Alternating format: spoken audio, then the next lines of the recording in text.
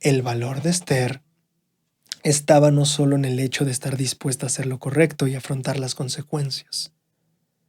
El valor de Esther también estaba en el hecho de estar dispuesta a trabajar en rectitud y aún así fallar.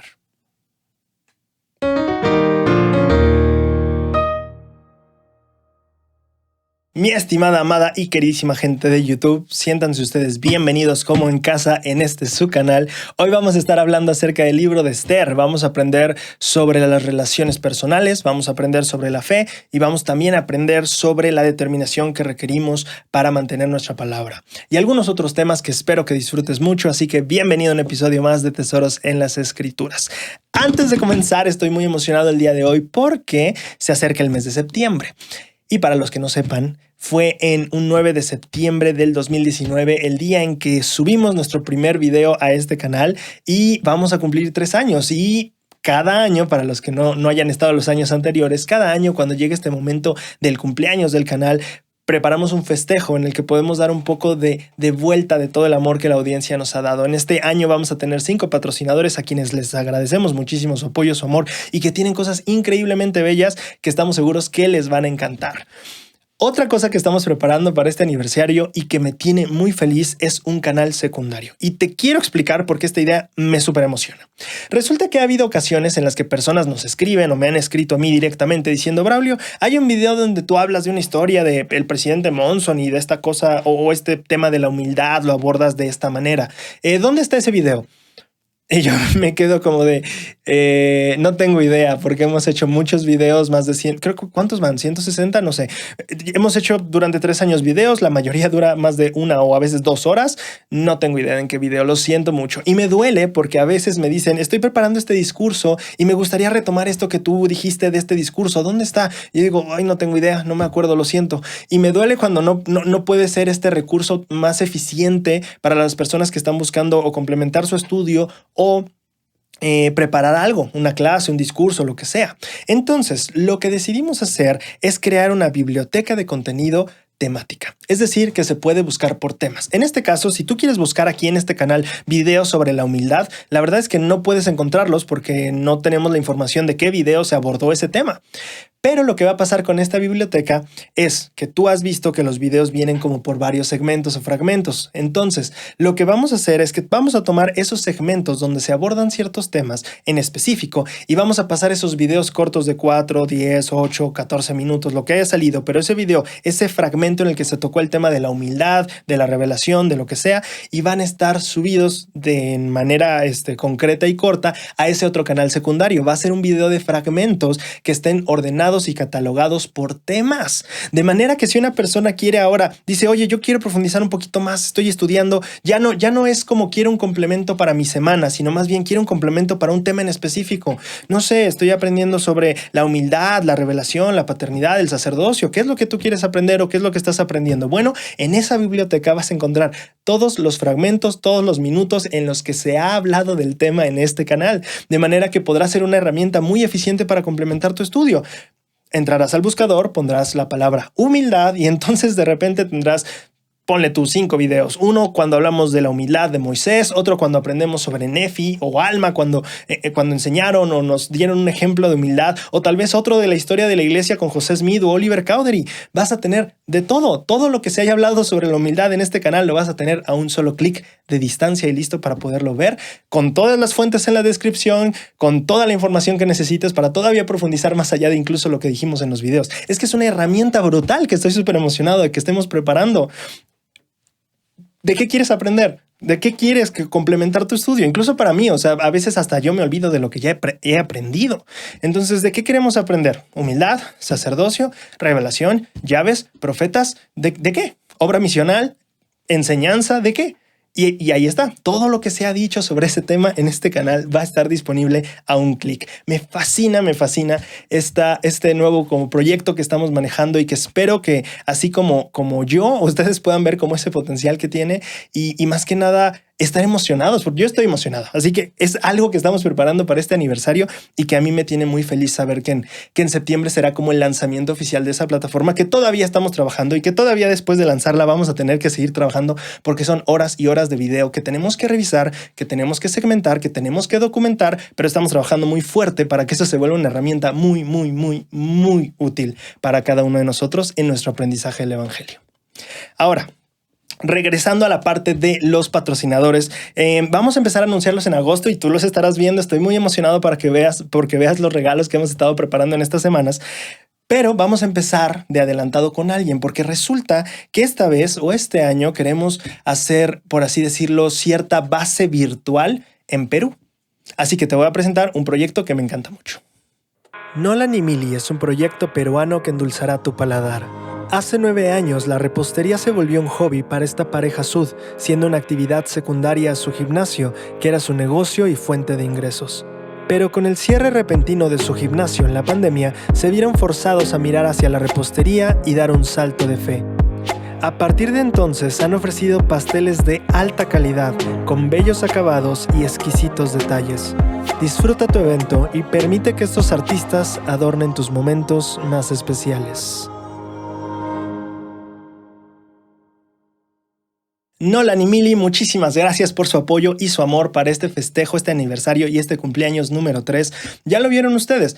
Pastel, torta, como lo llamen en tu país, no podía faltar en un festejo y nos complace mucho anunciar que esta vez Perú será el país, en específico Lima Metropolitana será la zona que residirá o nos recibirá virtualmente para este festejo. ¿A qué me refiero con esto? Que el ganador de la torta, yo quiero partir el pastel, la torta, con esa persona. Estoy muy emocionado por hacerlo así este año y esperamos que la gente en Lima también esté, bueno, tal vez no esté tan emocionada de verme como yo de verlos a ellos, pero si ese es el caso, te voy a decir si eres de Lima Metropolitana cómo se gana. En este canal secundario que te estoy diciendo es otro canal que se llama Eldens Mission Fragmentos y vamos a hacer la dinámica en un video que se llama Ofenderse es de tontos. Es una cita que tomamos de Brigham Young y que es un video que me pareció excelente. Bueno, más bien es el primer video que subimos a ese canal. Entonces, si tú buscas en YouTube Eldens Mission Fragmentos, te va a salir el canal nuevo que estamos aperturando. Si tú buscas en el video llamado Ofenderse es de tontos, ese es el video que vamos a estar utilizando para este concurso. Todo lo que necesitas hacer es ver el video y dejar un comentario. Y ya está, eso es todo lo que necesitas. Tienes hasta el viernes 5 de agosto si eres de Lima Metropolitana para escribir un comentario ahí, dejarnos claro entre paréntesis que eres de Lima para saber que es un comentario del concurso y no cualquier comentario, nada más. Y el viernes 5 de agosto tienes hasta esa fecha para hacerlo. El lunes 8 de agosto se anunciará el ganador. Si para el viernes 12 de agosto el ganador no se ha puesto en contacto con nosotros, tendremos que escoger otro ganador. Así que si estás participando, muy atento al video que se publique el lunes 8 de agosto. Y si este es el caso de que el ganador se reporta, pues ya tenemos un ganador. Si no, se anunciaría otro ganador el día 15 de agosto. Espero tenga mucho sentido y yo estoy muy emocionado. Espero que ustedes también. Y espero que todos disfrutemos y podamos gozar mucho de lo que viene en este aniversario, en este nuevo año para el canal y también de las cosas que estamos muy deseosos de poder regalarles y que ustedes tengan y disfruten en su vida y en su casa. Bien, ahora después de haber pasado de este anuncio, vamos a hablar ya ahora sí entrando en tema normal de las cosas de este canal. Esta semana, es que hay tantas cosas espirituales padres que están pasando ahora. Esta semana va a lanzarse el video de 3 semillas del análisis del discurso de Adrián Ochoa, llamado Funciona el Plan. Este es un discurso que me sorprendió de una manera que no tenía idea que iba a pasar. Creo que se volvió, no de discurso mi favorito, pero sí de lo que pasó mientras analizábamos el discurso con Diana. Creo que ha sido de mis favoritos. Entra definitivamente en mis 3 favoritos. Y quiero decirte, este video probablemente sea corto porque solo tengo unos 4 temas que tocar. Pero por favor, con todo ese tiempo extra que no vas a ver de un video largo mío, date una vuelta por ese video del elder Adrián Ochoa. De verdad que En mi caso había cosas que sí tenía que escuchar, sentir, aprender, vislumbrar en ese análisis. Yo lo disfruté muchísimo y es así de mis recomendados ahora, de los 3 que te voy a recomendar si me preguntas qué videos de los discursos son buenos. Ese, definitivamente. Hablamos sobre el miedo, hablamos sobre cómo El Salvador nos apoya en esos procesos, hablamos sobre el crecimiento y en cada etapa del crecimiento. Es como, híjole, es que es buenísimo, no sé cómo explicártelo, solo es muy bueno y yo aprendí mucho y me gustó mucho y quedé fascinado. Así que estás más que súper contrainvitado. Es más, como si esto fuera una clase, te dejarías asignación. Entonces ya, a ese nivel, de verdad aprendí tanto en ese video. De nuevo, el elder Adrián Ochoa, Funciona el Plan. El video se estrenaría en este canal el día 20, miércoles 20 por la tarde, en las 6 de la tarde, pero ahí se queda para que cualquiera pueda verlo y de verdad muy recomendado. Quiero leer ya para pasarnos ahora sí más a ir aterrizando ya y fijando el tono espiritual de este video también. Quiero leer un comentario de Ruth Gómez, que dejó en el canal de YouTube. Me encantó la experiencia y creo que es excelente para empezar a fijar un tono espiritual ahora. Ruth Gómez nos comenta: mi esposo, cuando aún no era miembro de la iglesia, tuvo una hermosa experiencia cantando himnos. Cuando mis hijos y yo nos bautizamos, él no quiso recibir las charlas. Tenía un carácter muy fuerte y decía que nunca se iba a bautizar. Sin embargo, nos apoyó en nuestra decisión. Empecé a ayunar y a orar para que el Señor obrara en él. Como me gusta a mí la música, yo me uní al coro del distrito, y un día el Espíritu me indicó que lo invitara a acompañarme en el ensayo del coro. Accedió fácilmente, porque era de noche y peligroso para mí andar sola en el ómnibus. Una vez ahí, una hermana lo invitó a participar del coro y a él le gustó. Así fue un miembro seco durante un año. Para los que no hayan escuchado este término antes, miembro seco es básicamente una persona que va a la capilla, asiste, hace como todo lo regular que haría un miembro activo de la iglesia, pero no está bautizado. Por eso el término es como miembro seco, ¿vale? Entonces fue un miembro seco durante un año. Un año pasó esta persona así. Un día, al volver a nuestra casa después de la conferencia de distrito donde cantamos en el coro, lo sentía un poco distinto y me dijo: Ruth, ¿tú sabes por qué parte del cuerpo empieza uno a sentir el espíritu? Yo me quedé extrañada y le dije que la primera vez que yo sentí el espíritu fue como si entrara un rocío desde mi cabeza e inundara todo mi cuerpo. Él me miró y me dijo sonriendo: eso me pasó hoy mientras cantábamos el último himno, después de las palabras del hermano que discursó, y que sé que esas palabras eran para mí. Entonces empecé a sentir algo en mi cabeza y se fue extendiendo a todo mi cuerpo. Sentí como los vellos de mi piel se erizaban y sentí una paz y una tranquilidad como nunca la había sentido. Después de esto, mi esposo recibió las charlas y se bautizó. Sé que el Señor contestó mis oraciones y los instrumentos que utilizó fue ese hermano y ese hermoso himno que cantamos ese día en esa conferencia. Ruth, primero que nada, muchísimas gracias por compartir esta experiencia. Es una experiencia muy bella y viene entiendo que esta experiencia viene justamente de que hace unas semanas hablamos de los himnos y del poder que tenían en la vida de Eliseo cuando él pide, tráiganme a un músico y que toque aquí bonito porque yo ando un poco fuera del tono espiritual o de la sintonía. Y me encanta esta experiencia de Ruth por 2 razones. La primera es por el espíritu. Ella dice, él fue a la iglesia y estuvo yendo a la iglesia y siendo prácticamente un miembro sin bautizarse por un año entero. Y me encanta porque al final lo que pasa o lo que cambia no es que la familia finalmente le dio un argumento, una enseñanza. No. Él dijo, mientras esa persona hablaba, yo empecé a sentir el espíritu. Al final de cuentas, la conversión de cada uno de nosotros depende en última instancia del espíritu y de que le dejemos entrar en nuestros corazones. Pero es una obra divina. Por eso es que la conversión se le llama muchas veces un milagro, porque requiere de intervención divina. Es el espíritu el que está a cargo de este proceso. Me encanta por un lado que se enfatiza eso. La persona estuvo un año viviendo como un miembro de la iglesia, asistiendo, pero fue hasta que el Espíritu tocó su corazón que tomó la decisión. Ahora, otra cosa que me gusta muchísimo de aquí es la parte de los himnos, el ver cómo los himnos tuvieron este poder para acercar un poco más al espíritu, al corazón de esta persona, o incluso hacer que la persona abriera un poco más su corazón hacia el espíritu. Me encantó ver en la experiencia de Ruth estas dos cosas. El espíritu es el maestro, el espíritu es quien cambia nuestros corazones. Y por otro lado, la música es una herramienta muy poderosa para ayudar al espíritu o para ayudarnos a nosotros a acercarnos y abrirle la puerta de nuestro corazón al mismo espíritu. Muchas gracias, Ruth.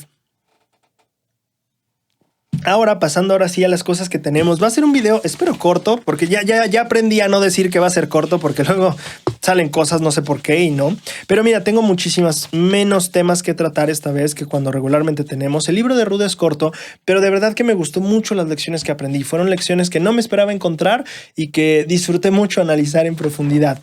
Vamos a empezar con un pequeño resumen o relato del libro de Ruth. El libro de Ruth es bastante parecido a una novela moderna. Y de verdad, te estoy diciendo novela tipo de las novelas románticas en la tele. Y antes de que me digas que estoy haciendo una blasfemia o algo así, escucha. Y de hecho, a mí me ayudó mucho para memorizar lo que pasa en la historia de Ruth. A ver, dime si no te ha pasado que ves una novela donde hay un hombre con un capital económico alto o fuerte que de alguna manera sale de una relación que no le gustó y que sale como mal de esa relación y está buscando realmente el amor, ¿no? Y entonces resulta que aparece una chica guapísima que viene de un estrato social, ya sea cultural o económicamente, de un abajo. Y resulta que ellos dos se enamoran y resulta que la chica cambia su vida de un día para otro. Entonces ya vive en una casota con este hombre o como sea que sea la historia. Y al final esta relación que une estos dos como estratos de la sociedad acaba utilizándose para apaciguar conflictos entre estos dos lados de la sociedad. Bueno, estaba describiendo un guión básico, una trama clásica de las novelas normales de hoy en día. Pero la verdad es que ese es el caso mucho del libro de Ruth. Es más o menos una historia así. Y el ver también como el entender a grandes rasgos esa historia, a mí por lo menos me ayudó a memorizarla y a saber, ok, ya entendí perfecto qué pasó y cómo se dieron las cosas. Y eso es lo que vamos a ver con Ruth. Ahora, no va a ser un empresario rico ni una mujer que tal vez no sé, se topa con él porque trabaja en su empresa o yo qué sé, como las novelas de hoy en día. Vamos a ver esta distinción entre dos pueblos, el pueblo persa y el pueblo judío. Recordemos que el pueblo judío fue llevado a Babilonia y después se dio el decreto de que podían volver. Bueno, no todos volvieron. Recuerda que la semana pasada te decía que el manual de instituto dice que incluso había un momento en la historia en el que, por más que los judíos ya se habían ido a Jerusalén, había más judíos en Babilonia que en Jerusalén. Entonces, al parecer la familia de Ruth es justamente estas familias que no se va de regreso a Jerusalén. Ahora, no sé, Ruth es una persona que es criada por su primo. Los papás de Ruth no están, entonces no sabemos si es porque no querían irse y porque eso dice el manual de instituto. Algunos especulan que Ruth estaba posicionada en una familia importante o bien en el reino, ¿no? De manera que no quisieron irse. Pero también, o sea, yo lo veo del otro lado y decir, bueno, pero Ruth no tenía papás y lo crió su primo. Ni siquiera lo cría sus tíos, no la crían sus tíos, su primo. Entonces, en ese sentido digo, bueno, tal vez incluso sería lo contrario, que no tenían nada de buena posición económica y por eso no salieron en los viajes para ir hacia Jerusalén. No lo sabemos, solo sabemos que ellos estaban ahí. Ahora, algo importante entender del libro de Ruth en cuestión histórica es esta parte de que el libro de Ruth estaría entre el libro de Esdras y el libro de Nehemías. ¿Tú te acuerdas que la semana pasada hablábamos justamente de 3 reyes persas que forman parte de las historias? El primero es Ciro el Grande, que era Ciro el que da el decreto de, ya váyanse a sus casas. Después está no puede ser. Darío, claro. Después está Darío y después está Artajerjes. Y estos y ahí viene un poquito la confusión del libro de Nehemías y Esdras, que de repente estos dos reyes como que los cambian o intercambian entre ellos en el relato porque no sigue la línea cronológica. De repente dice que ya estamos en Artajerjes, pero después menciona otra vez que el rey Darío dio la autorización. Entonces no sé si ahí era un momento en el que tal vez no era rey realmente y era más bien alguien debajo del rey. No especifica la Biblia y no tenemos ni idea. Pero lo que podemos saber es lo siguiente. A ver, está el rey Ciro, está el rey Darío y está el rey Artajerjes. Bueno, ahorita de quien vamos a hablar es del rey Asuero, de acuerdo se menciona en la Biblia. Pero el rey Asuero, el nombre griego tiene que ver, o más bien es Jerjes.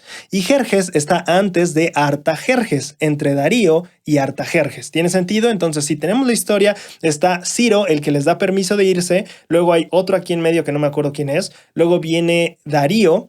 Luego viene Jerjes, que es con quien Esther está, y después está Artajerjes, que es el que prohíbe un tiempo el templo, después ya deja construirlo, deja ir a Nehemías para allá, etcétera, etcétera, ¿vale? Entonces, más o menos así estaría la cronología para que sepamos. Recuerda, Esdras y Nehemías ya nos contaron todo históricamente de lo que debemos saber del reino de Israel, Judá. Ya no hay más información más adelante, ya se acabó aquí la línea cronológica. Entonces con Esther y con otros profetas que vamos a leer después, nos vamos a estar yendo para atrás, nos vamos a estar regresando en el tiempo, ¿vale? Ok, entonces una vez explicado un poquito el contexto histórico o dónde estamos parados en la historia y dónde estamos en la línea de tiempo, vamos a aprender sobre el libro de Esther. El libro de Esther comienza contándonos de la historia del rey Asuero, que ya te mencioné, en griego sería Jerjes. Y entonces el rey Jerjes resulta que organiza, yo le voy a decir Jerjes porque me lo memoricé más fácil, y siempre le dije Jerjes. Entonces el rey Jerjes hace un banquete, invita a muchas personas importantes, ya están estas personas principales de las ciudades y todo eso, ¿no?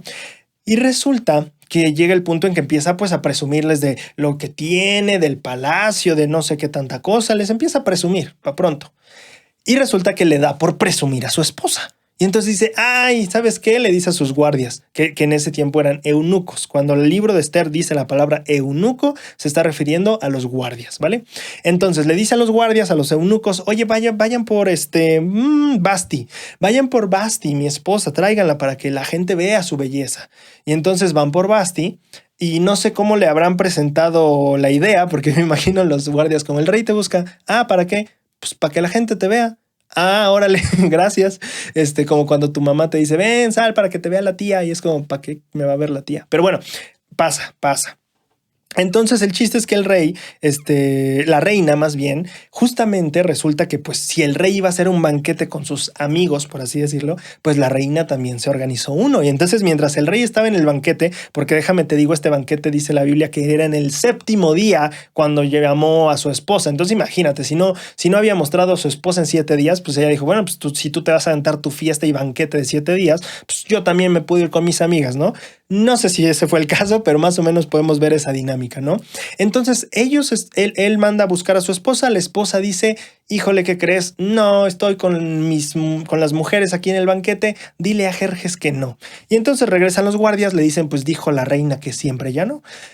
Y Jerjes se enoja bastante. Y se pone un dilema bastante fuerte porque aquí recuerda que estamos regresando en el tiempo a sociedades más de dominación masculina. Y entonces la gente misma, la gente cerca de Jerjes, pues le pega bastante esto. Como que la esposa no acató lo que le dijiste. Como que no, como que dijo que no. Y entonces se preocupan los principales porque dicen, oye, esto se va a saber y nuestras esposas, bueno, no dicen textualmente nuestras esposas, pero dicen todas las esposas van a querer ahora despreciar así a sus maridos. Y entonces se ponen esta cuestión de ¿qué hacemos? Y resulta que deciden vamos a hacer 2 cosas. Bueno, 2 en 1, perdón. Y lo que deciden hacer al final es vamos a mandar un comunicado, una carta a todos lados donde se establezcan 2 cosas. 1, más bien vamos a hacer público que la reina ya no es solicitada, de manera que no es que no vino porque no quiso, sino no vino porque ya no la necesitamos. Entonces ya le dicen, ya no vengas, pero la otra cosa que hacen a nivel público y con la carta que te estoy mencionando es la parte de decretar que todo hombre debería ser señor de su casa. Y ahora esto lo hacen como un decreto inalterable. Entonces era como de, oye, aquí sí serás muy reina, pero no te puedes poner así de yo voy a decidir qué hacer con mi vida. Qué feo suena eso. Pero así es como más o menos era el asunto, ¿no? Entonces así acaba el capítulo número 1, con esa declaración diciendo, hey, el hombre es el señor de la casa, pa' pronto. En el capítulo 2, entonces aprendemos que después de un tiempo, Jerjes ya como que ya no estaba dolido ni molesto por el asunto y entonces le proponen, oye, pues hay rey, debería haber reina, ¿por qué no mandamos a buscar entre todas las naciones y todos los territorios que tenemos los persas y hacemos que reúnan lo voy a leer tal cual como lo dice, ¿por qué no hacemos que reúnan a todas las chicas vírgenes de buen parecer para que entonces el rey pueda elegir una? Y entonces el rey dice, órale, me late, digo, ahora los tiempos son diferentes y tenemos que buscar, ¿no? No era como de que te las traían, imagínate la comodidad de eso, pero bueno. Es broma, es broma. Pero entonces lo que pasa es que entre esas chicas de buen parecer, pa' pronto de las chicas guapas, está una mujer llamada Esther. Y esta mujer llamada Esther es judía, específicamente de la tribu de Benjamín. Recuerda, cuando los babilonios se llevan a la gente, era la tribu de Judá y la tribu de Benjamín, los que habían quedado aparte de las 10 tribus de Israel. Entonces Esther era de la tribu de Benjamín, junto con su primo llamado Mardoqueo. Mardoqueo la había criado a ella como si fuera su hija y los papás de Esther no se menciona el por qué, solo que no están, que fallecieron, ¿no? Y entonces resulta que pues Esther entra en pues no es que no sería concurso, pero sí, como es que ni siquiera sé cómo llamar esta cosa, pero bueno, en esta dinámica que estaba haciendo el rey para escoger nueva esposa. Entonces Esther va y en resumidas cuentas, Mardoqueo solo le dice, oye, no vayas a decir tu nacionalidad, tu familia, tu verdadera ascendencia, no la menciones, solo manténlo como un secreto. Y Esther lo mantiene en secreto, sin decir nada. Es la parte también novelesca padre, ¿no? Que siempre hay un secreto en la novela o en la película. Bueno, así el libro de Esther también tiene su secretito. Y entonces el rey resulta que al final escoge a Esther. Dice, esta mujer es hermosa. De hecho, se menciona que Esther era de buen parecer y de hermosa figura. Y a mí me encanta, mira con qué decencia se refiere al cuerpo de Esther, ¿no? Hay maneras de expresar cosas bonitas de la gente. Y me encanta que la Biblia dice hermosa figura. Es de esta manera tan respetuosa, pero también del halago sin ofensa, ¿sabes? Pero bueno, entonces Esther es elegida como la nueva esposa del rey y el rey está tan enamorado, perdidamente asombrado por su belleza, que la hace reina. Entonces Esther pasa de ser pues una persona judía, huérfana, bueno, no sé qué edad tendrá, supongo que era joven, pero sí, esta mujer que había quedado huérfana, que pues era de este pueblo que estaba disperso y hecho un relajo con una ciudad destruida, un templo sin construir también, y al final acaba siendo la misma reina del reino persa, ¿no? Del imperio. Y entonces, lo que resulta al final del capítulo 2 es que Mardoqueo, el primo de Esther, perdón, escucha una conspiración contra el rey. Y entonces Mardoqueo, el primo de Esther, le avisa a Esther y Esther a su vez le avisa al rey y Jerjes, a su vez, empieza una investigación y descubre que sí, que en efecto había guardias que estaban conspirando contra él y pues les toca cuello y pues eso se registra en las crónicas del rey. Queda escrito como que Mardoqueo pues fue el que nos informó y nos salvó, ¿no? Después, esto es el capítulo 2. El capítulo 3 se introduce otro personaje. Este personaje es Amán. Amán era un cananeo. Bueno, de ascendencia cananea. Y lo que pasa es que el rey empieza a ascender a Amán, empieza pues darle cargos más importantes y llega el punto en que está pues en una altura tan importante en el imperio que el rey ha dado el mandato o la instrucción de que la gente se incline o se arrodille ante él. Resulta que entonces Mardoqueo, estando también cerca de la puerta del rey, etcétera, no se inclina.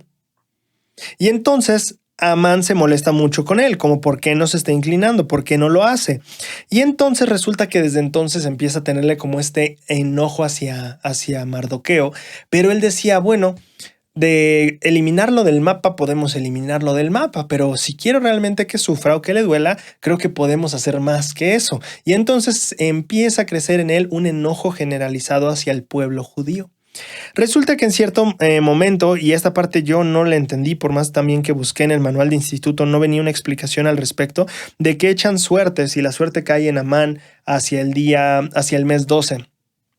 Que de hecho, así, bueno, no importa, no lo voy a mencionar. El chiste es que de alguna manera, que no estoy muy seguro cómo, Amán entonces platica con el rey sobre su propuesta. Dice, mira, hay muchos judíos, están en todos lados, creen lo que quieren creer, no siguen las mismas leyes que el rey y que el imperio, y la verdad, de nada le aprovecha al rey tenerlos. Y entonces el rey dice, órale, no sé cómo fue que llegó el rey a esa conclusión, pero Mardoqueo, por cierto, Mardoqueo, Amán le ofrece dinero, le dice, mira, pasemos esta propuesta y yo te doy 11,000 talentos de plata, 10,000, perdón. 10,000 talentos de plata. Y entonces el rey dice, ¿sabes qué? No, quédate con tu dinero, pero sí aceptó la propuesta. Y entonces se fija una fecha, un día específico en la que se va a dar muerte y destrucción a los judíos. En general, ya vamos a destruirlos. Y entonces el capítulo acaba con que el rey y este hombre, Amán, pues se sientan a beber mientras toda la ciudad cunde en pánico o por lo menos en controversia, ¿no?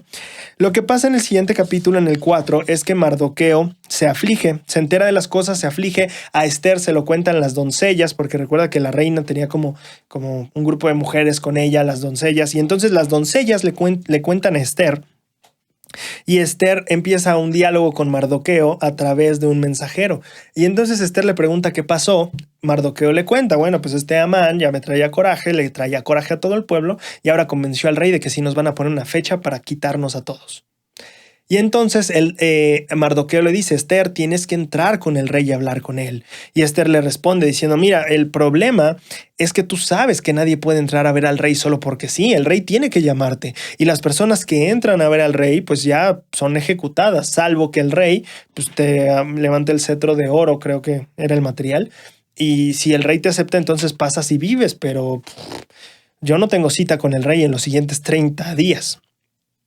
Y entonces Mardoqueo le dice de una manera, pues sí, fuerte, firme, y le dice, bueno, Esther, no creas que tú por ser reina y estar ahí te vas a salvar. El decreto dice todos los judíos y tú eres judía también. 2, si no decides ayudarnos, de todas maneras vamos a encontrar la manera de librarnos de esto. Y si es el caso y tú no nos ayudas, la verdad es que la casa de tu padre y tú perecerán. Y al final le dice, ¿por qué no piensas? Y le propone esta parte que me gusta mucho. ¿Qué tal si esta es una de las razones o la razón por la cual tú estás ahí como reina siendo judía? Y así se queda la conversación. Y entonces Esther le responde, mira, tú vas a ir con tu gente, más bien vas a ver todos los judíos que haya en este lugar que se llama Susa, perdón, se me olvidó mencionar, todo esto se da en Susa, que es como la capital persa. Y entonces ella le dice a Mardoqueo, bueno, reúne a toda la gente de Susa y ayuna y ora. Y yo voy a ayunar y orar con mis doncellas. Y 3 días lo vamos a hacer. Y es muy linda la Esther, ¿no? Diciendo, bueno, si a mí me vas a poner en riesgo y va a ser difícil, a ti también te toca algo difícil. Órale, un ayuno de 3 días para que se le quite. Y entonces Esther le dice, bueno, ayuna 3 días, yo ayuno 3 días y en el tercer día yo voy a entrar al rey. Y si me toca perecer, pues que me toque perecer. Y eso hacen. Y en eso acaba el capítulo número 4. El capítulo número 5 es cuando Esther va a ver al rey. Y entonces Esther entra con tal vez este nerviosismo de que el rey extenderá su cetro, no lo hará. Pues el rey extiende su cetro. Y entonces el rey dice, bueno, ¿qué es lo que desea la reina? Que hasta la mitad del reino podrás tener. Y la reina le dice, lo que yo quiero es que tú, rey, y Amán, esta persona que había planeado la destrucción del pueblo, que tú y Amán estén en un banquete que yo les preparé. Y el rey dice, perfecto, llama a mandar a Amán y vamos justo ahora. Y entonces van al banquete y el rey le vuelve a preguntar, Esther, bueno, ¿qué es lo que la reina desea? Hasta la mitad del reino te puedo dar. Y Esther le dice, lo que yo deseo es que mañana vengan a otro banquete y mañana le cumpliré con la petición del reino. Mañana te digo realmente de qué se trata. Y ellos dicen, bueno, está bien. Y entonces sale Mardoqueo. Salen el rey y Amán. Y Amán sale muy feliz, muy orgulloso de la relación que está teniendo con el rey. Lo invitaron a un banquete solo con el rey y les preparó la reina. O sea, esto es ya, no sé en qué términos ponerlo. Imagínate que te invita a comer el presidente de tu país y la esposa del presidente les prepara a los dos comida. O si quieres ponerlo en términos de la iglesia, pues que fuera que el presidente Nelson te invita a comer y la esposa les prepara, ¿sabes? Entonces es como de Mardoqueo otra vez. Amán sale súper feliz de esta reunión, de este banquete, porque no solo era una cena o una comidita, era un banquete. Y entonces va de regreso y se encuentra en el camino Mardoqueo, la persona que no le respeta. Y entonces Amán sale de sus casillas, se enoja, pero no le hace nada a Mardoqueo, se aguanta y va a su casa. Y una vez estando en su casa platica, o más bien manda a llamar a su esposa y a sus amigos. Su esposa llamada Ceres. Y les dice todo lo que ha logrado. Le dice, oye, yo he logrado esto, yo tengo todas estas riquezas, yo he tenido tantos hijos, yo estoy en esta posición con el rey, yo soy esta persona en el imperio. Y les dice, pero nada de esto me sirve si Mardoqueo no me da este respeto para pronto, ¿no? Si Mardoqueo no se arrodilla ante mí. De nada me sirve todo lo que tengo, ¿no? Y entonces su esposa, al verlo tan frustrado, le dice, bueno, pues si tanto te molesta el hombre, pues tienes tanto poder, quítalo. Bórralo del mapa para pronto. Y entonces Mardoqueo dice perfecto y le manda a hacer una horca, manda a preparar un lugar para que lo cuelguen del cuello a Mardoqueo. Y entonces va a ver al rey al día siguiente. Y ahora vamos al capítulo 6. En el capítulo 6 lo que sucede es que el rey está teniendo, más bien ese día que se acaba el banquete, el rey, Mardoqueo se va a su casa a pelear y enojarse. Mientras tanto el rey se va a dormir, pero el rey no puede dormir. Entonces pues, pide que le lean un cuento. Suena muy chistoso, pero básicamente lo que pide que le lean es las crónicas de los reyes. Haz de cuenta, léeme mi historia familiar para dormir. Mira qué interesante actividad, imagina leer la historia familiar a tu hijo para dormir. Bueno, el chiste es que el rey dice, léeme las crónicas de los reyes. Y ahí están leyéndole las crónicas de los reyes cuando llegan a este punto donde en la historia Mardoqueo, el primo de Esther, había delatado o denunciado a unos guardias que estaban haciendo una conspiración para matar al rey. Y entonces el rey dice, qué buena onda, me salvó la vida. Hicimos algo bueno por él esa vez. Le dice, le honramos de alguna manera. Y el siervo le dice, no hicimos nada. Y el rey dice, tenemos que hacer algo, ¿no? Me salvó la vida y yo ni gracias le di. Entonces lo que sucede es que a la mañana siguiente, cuando el rey está en este dilema de qué hacemos por Mardoqueo que salvó mi vida, llega Amán. Llega Amán con la idea de, vamos a matar a Mardoqueo. Y el rey, vamos a honrar y cuidar a Mardoqueo. Entonces es bien chistoso. De nuevo, te digo que es parecido a una comedia romántica. Yo creo que haría muy buena película con esta trama. Pero bueno, el chiste es que justo cuando llegan a ese encuentro, el rey está, ¿qué deberíamos hacer por alguien que debemos honrar? Que alguien que se merece el respeto y la honra y la gratitud del rey. Y Amán como que se proyecta en sí mismo y dice, no, pues aquel al que el rey le debe mucho, al que el rey quiere honrar y estar agradecido con él, pues debería desfilar por las calles montado en el caballo real, con ropas reales del rey mismo, y ser guiado en su caballo por uno de los príncipes y una de las personas importantes aquí en el imperio persa. Y el rey le dice, me encanta tu idea, haz que eso haga Mardoqueo y tú sé el que le lleve el caballo, por favor. El que le llevas el caballo.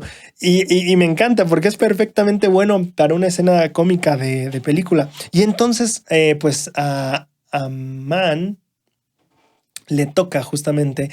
Pero el rey le dice, y me encanta esto, el rey le dice, no se te olvide ningún detalle de todo lo que das. Y pues es que Amán ya había detallado, no, que esto y que estas ropas y que este pueblo, o sea, se había proyectado mucho y pues al final tuvo que hacerlo a la persona que le desagradaba. Y entonces resulta que en el capítulo pasa eso y Amán da el paseo y Mardoqueo va por el caballo real vestido con ropa real e importante del rey. Y pues ya ese es como el paseo que da. Acaba el día y entonces Amán regresa a su casa frustradísimo y que se lo lleva el tren porque está terriblemente como enojado, ¿no? Y entonces cuando llegan por él porque dicen, el banquete de Esther, el que dijimos que iba a ser al día siguiente, pues ya es hoy, así que entonces llega frustrado a su casa, pero luego se lo llevan. En el capítulo 7 nos relatan sobre el banquete, el segundo banquete de la reina Esther. Resulta que el rey le dice, bueno, Esther, ya, ¿qué me vas a pedir? ¿Qué es lo que me pides? ¿Qué es lo que deseas? Hasta la mitad del reino te daré. Y entonces Esther dice, yo pido que conserves mi vida y yo deseo que el pueblo judío conserve su vida. que mi pueblo, no dice el pueblo judío, dice que mi pueblo conserve su vida. Y entonces el rey dice, ahora, pues ¿quién te está tratando de quitar la vida o a tu pueblo? Y dice, pues el malvado Amán que está enfrente de ti. Y entonces Amán se le pone la piel pálida del susto, yo creo. Y Amán nota que el rey está molesto y el rey se va. Y entonces Amán se queda con esta preocupación de, híjole, el rey ya se enojó conmigo. Y entonces empieza a rogarle a Esther, por favor, Esther, por favor.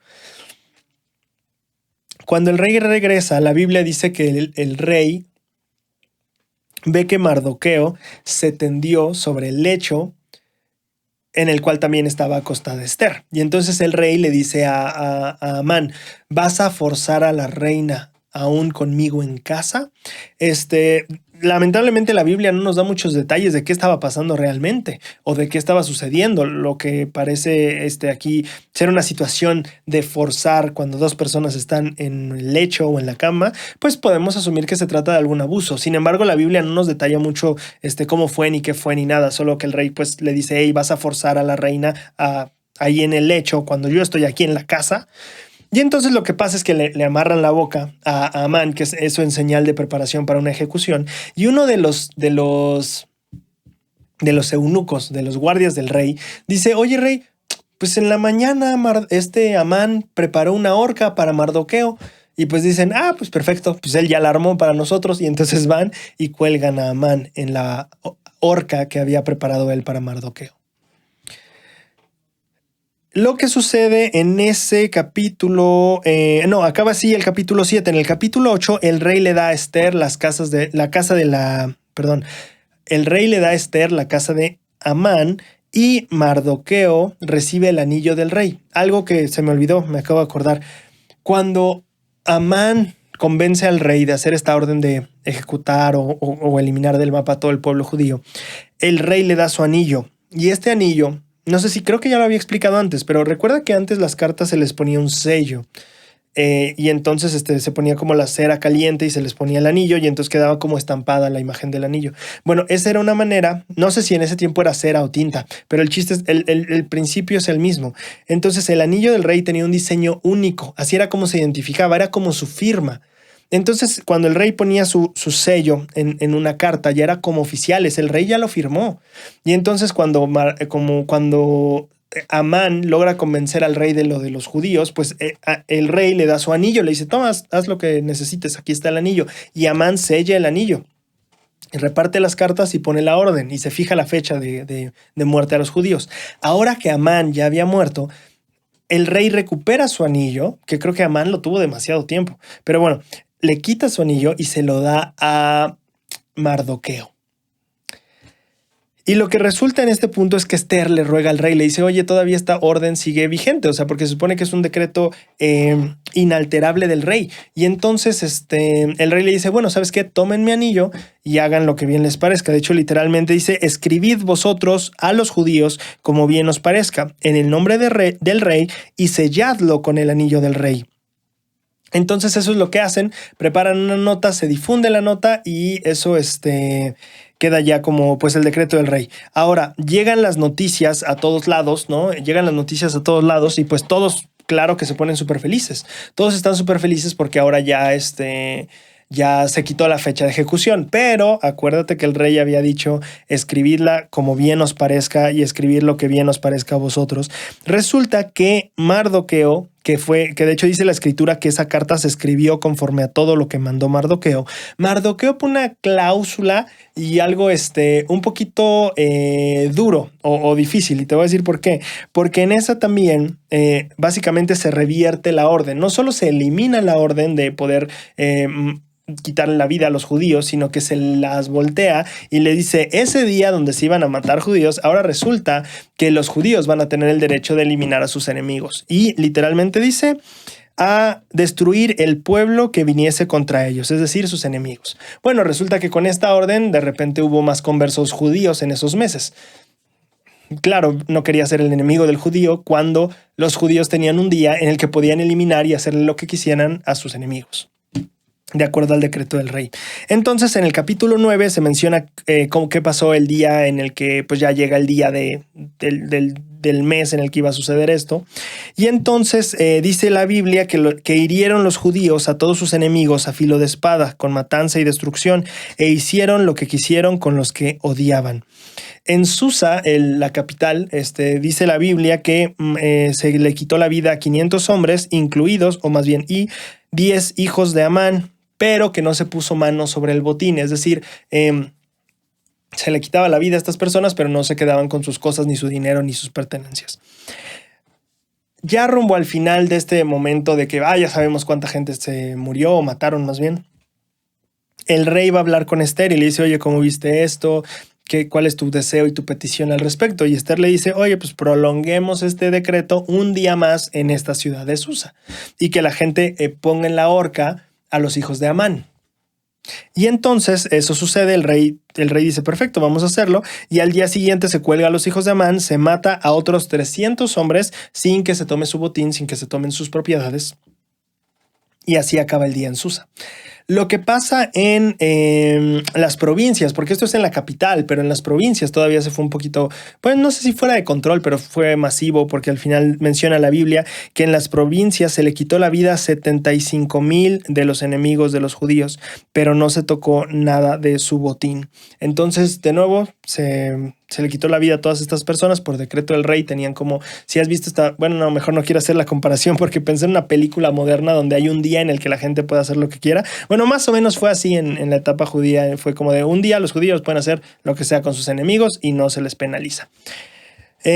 Ahora, para acabar el capítulo 9, Mardoqueo nada más hace oficial la festividad. Dice, hey, estuvimos a punto de morirnos todos, pero al final acabamos destruyendo a nuestros enemigos. Ese mismo día que iba a ser nuestra destrucción, acabamos siendo destrucción para otros, ¿no? O la destrucción cayó sobre nuestros enemigos, no sobre nosotros. Entonces lo dejan como un día festivo, y el día festivo o la festividad o los días se llaman de Purim, y es una fecha importante para festividades judías. El capítulo 10 simplemente habla de Mardoqueo siendo, pues, al final de cuentas el segundo al mando en cuestión del rey del imperio persa, y que fue pues alguien muy prestigioso en ese sentido, ¿no? Fue el segundo en el reinado, después del rey. Muy parecido a la historia de José de Egipto en este sentido, ¿no? Y este es el libro de Esther. Es muy ameno porque trae historias muy interesantes y trae como toda esta trama y está como perfecto para hasta hacer una peliculita con palomitas y todo. Pero también incluye errores, ejemplos de rectitud y finalmente la historia de un pueblo que logró ver el milagro de que el día en el que sería destruido acabó librándose de sus enemigos.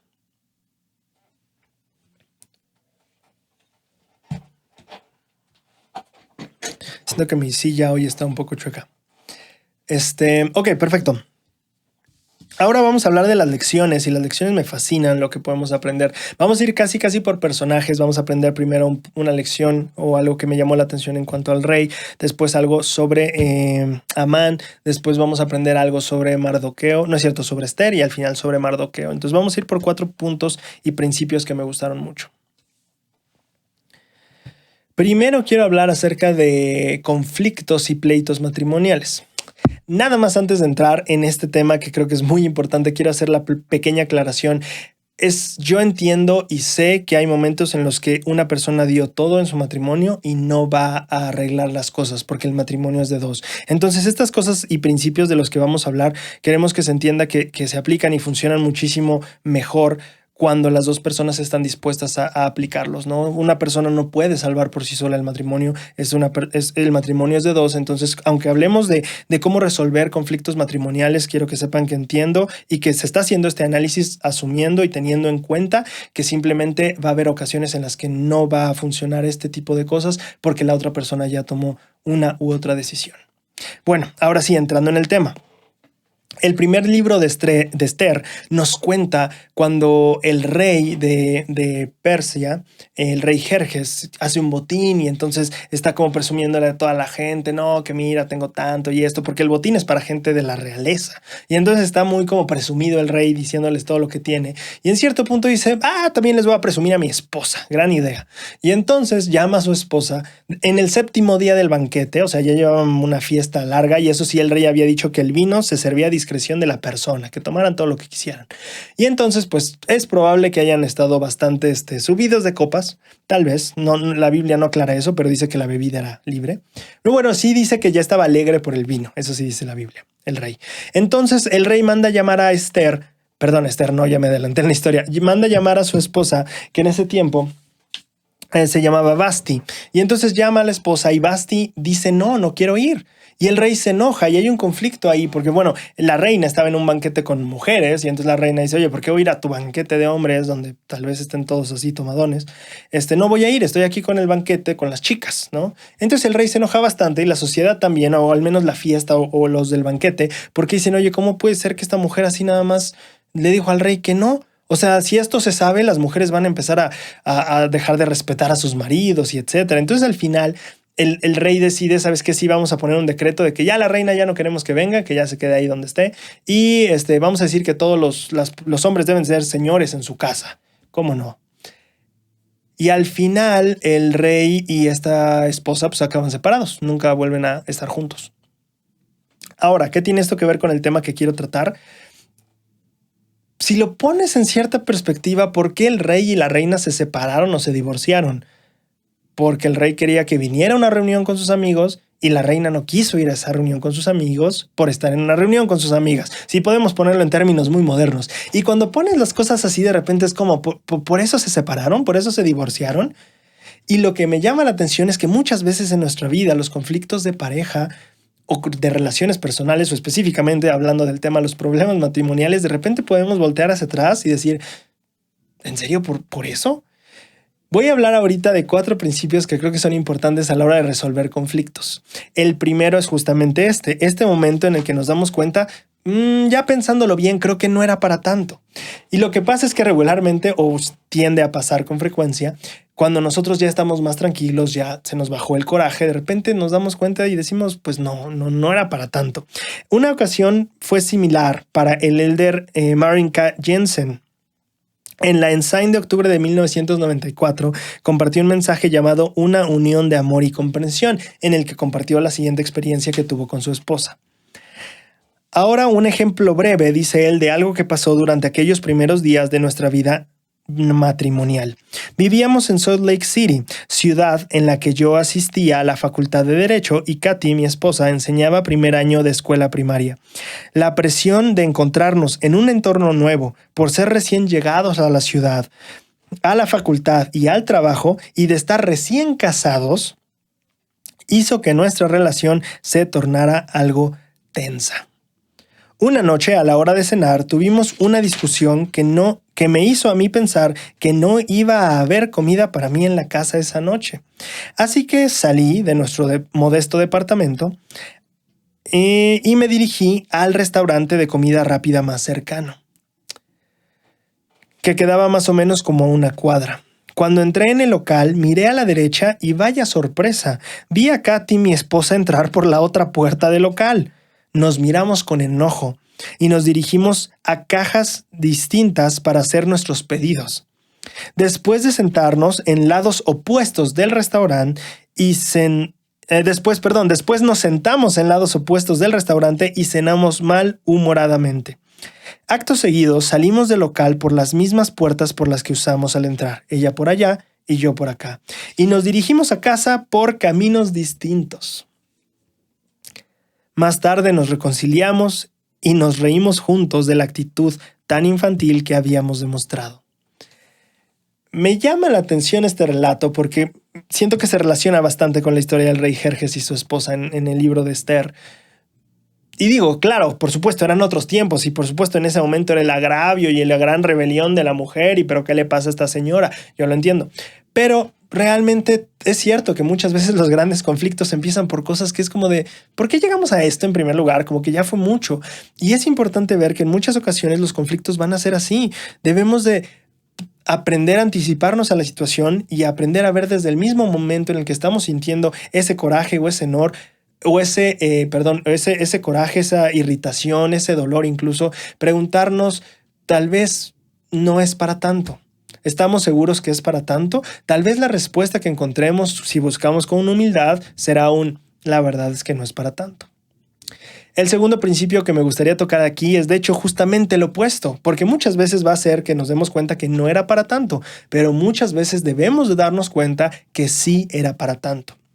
Saliendo un poco de la historia original, tal vez de los reyes, o más bien de lo que pasó aquí, porque aquí voy a reconstruir algo que es plenamente una especulación porque no sabemos sobre sus sentimientos, sobre lo que experimentaron y no podemos saberlo, pero voy a tratar de traer ese ejemplo de los reyes a lo contemporáneo para entender a qué me refiero. Ya vimos la parte de que no era para tanto. Ahora, ¿qué pasa con esta parte de si era para tanto? Muchas veces después de enfriarse el conflicto y cuando hablamos, no llegamos a la conclusión de que no era para tanto, sino de que justamente tal vez sí era para tanto. ¿En qué sentido? Supongamos que de parte del rey, el rey podría, en esta conversación, si los reyes se hubieran juntado y disculpado después, tal vez el rey diría algo como, es que me humillaste frente a mis amigos, me humillaste frente a la gente del imperio, soy el rey y tú me humillaste al desacatar lo que yo te dije.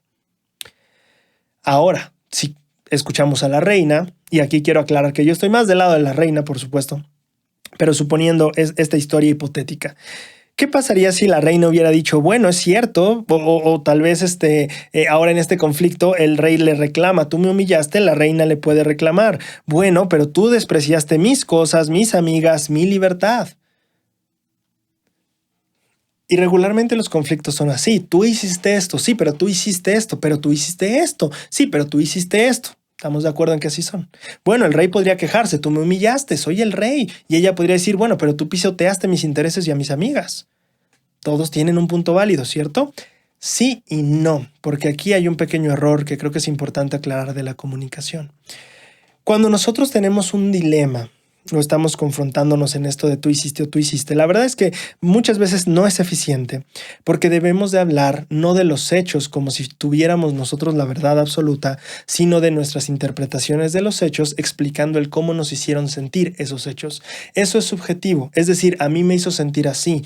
Yo sentí y percibí esto. Si nosotros decimos tú hiciste esto y tú hiciste esto para esto o con este propósito para hacerme daño, estamos asumiendo demasiado. Estamos creyendo que conocemos las intenciones, las razones y por qué de las acciones de la otra persona. Y en la mayoría de los casos no es así. Por ejemplo, notemos la diferencia entre la conversación o la queja diciendo tú me humillaste frente a mis amigos a decir yo me sentí humillado cuando hiciste esto. Cambia. ¿Cierto? Cambia porque una acusa y otra reconoce. Una te acusa a ti por humillarme y otra reconoce que yo me sentí así por tus acciones. Ahora, si ponemos este mismo ejemplo en el lado de la reina, me encanta ver esto. La reina pudo haber dicho, en el ejemplo negativo de comunicación, menospreciaste mis cosas y mis amigas. Ahí estás hablando de hechos. Tú menospreciaste, tú me humillaste. No hables de hechos, habla de lo que tú interpretaste, de lo que tú sentiste. Entonces, no te diría, me menospreciaste, yo diría, sentí que me menospreciaste. ¿Tiene sentido? Y entonces cambia la cosa. Repito, ya no estoy acusándote, estoy reconociendo lo que yo sentí, estoy expresándote lo que pasó y dolió en mi corazón.